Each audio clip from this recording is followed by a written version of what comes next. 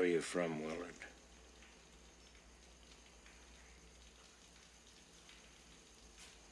I'm from Ohio, sir.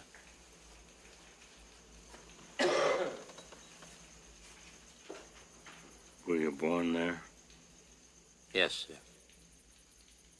Whereabouts? Toledo, sir.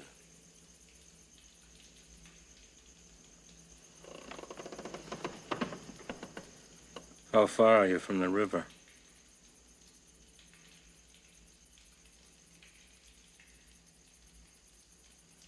The Ohio River, sir? Uh-huh. About 200 miles.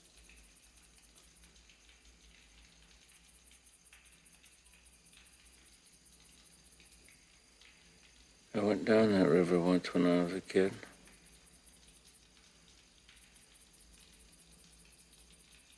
There's a place in the river, I can't remember. Must have been a gardenia plantation or flower plantation at one time. It's all wild and overgrown now, but for about 5 miles, you'd think that heaven just fell on the earth in the form of gardenias.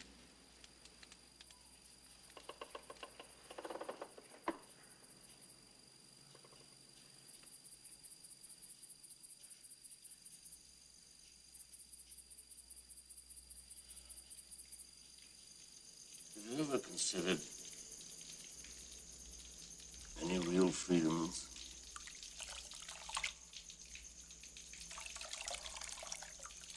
Freedoms from the opinion of others, even the opinions of yourself.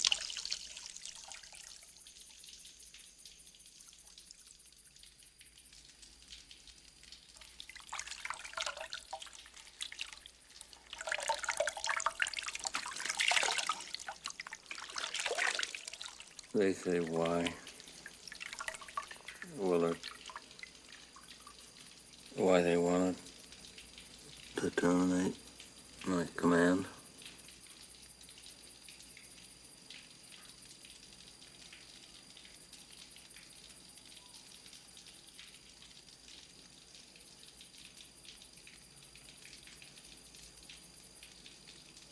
I was sent on a classified mission, sir. It's no longer classified, is it?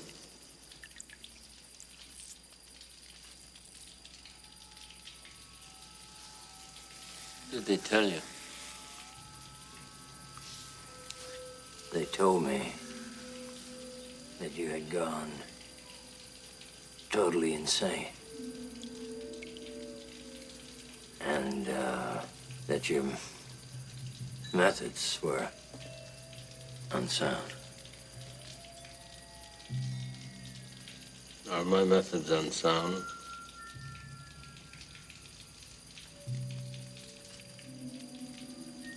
I don't see any method at all, sir.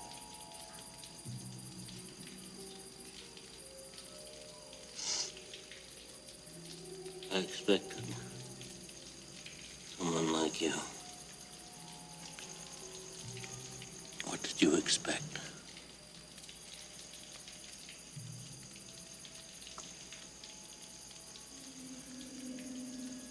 Are you an assassin?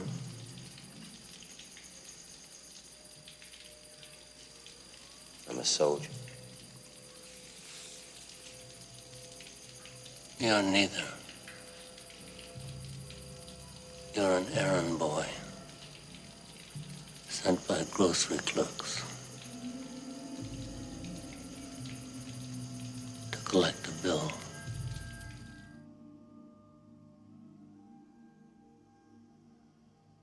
We're the hollow men. We're the stuffed men, leaning together, headpiece filled with straw, alas.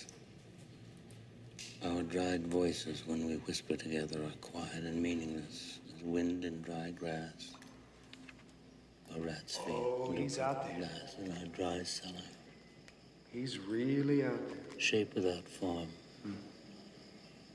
Shade without color. paralyzed force, gesture without motion. I've seen horrors that you've seen. But you have no right to call me a murderer. You have a right to kill me. You have a right to do that. But you have no right to judge me.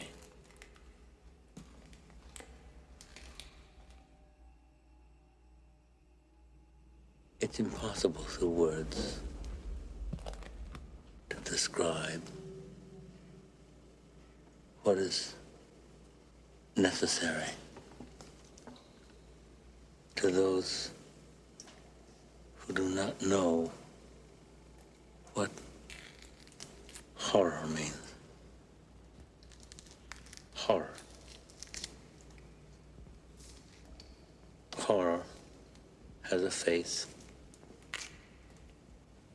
and you must make a friend of horror.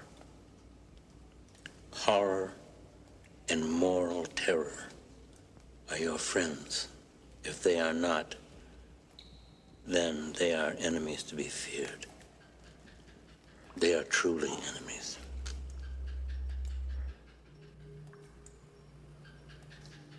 I remember when I was with Special Forces.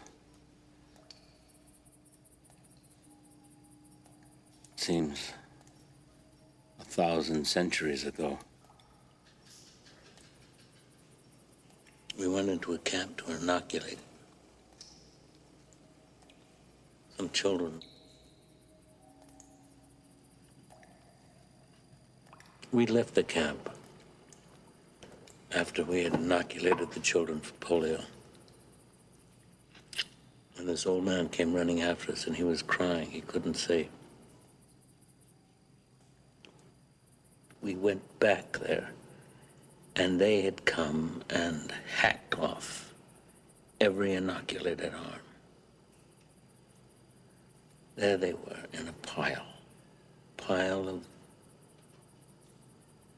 little arms. And I remember I cried, I wept like some grandmother. I wanted to tear my teeth out. I didn't know what I wanted to do. And I want to remember it. I never want to forget it. I never want to forget. And then I realized, like I was shot with a diamond bullet right through my forehead. And I thought, my God, the genius of that, the genius, the will to do that. Perfect, genuine, complete, crystalline, pure. And then I realized they were stronger than we because they could stand it. These were not monsters. These were men, trained cadres. These men who fought with their hearts, who have families, who have children, who are filled with love. But they have the strength to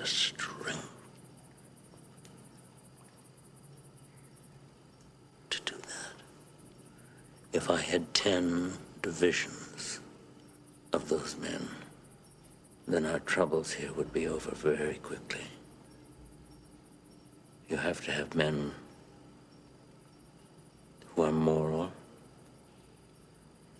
and at the same time who are able to utilize their primordial instincts to kill without feeling, without passion, without judgment.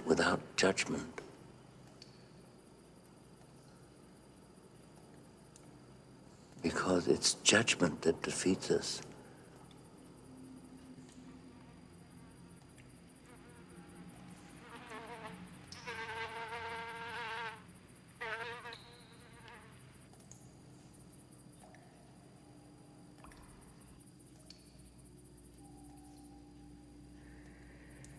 I worry that my son might not understand what I've tried to be. And if I were to be killed in Willard, I would want someone to go to my home and tell my son everything. Everything I did, everything you saw.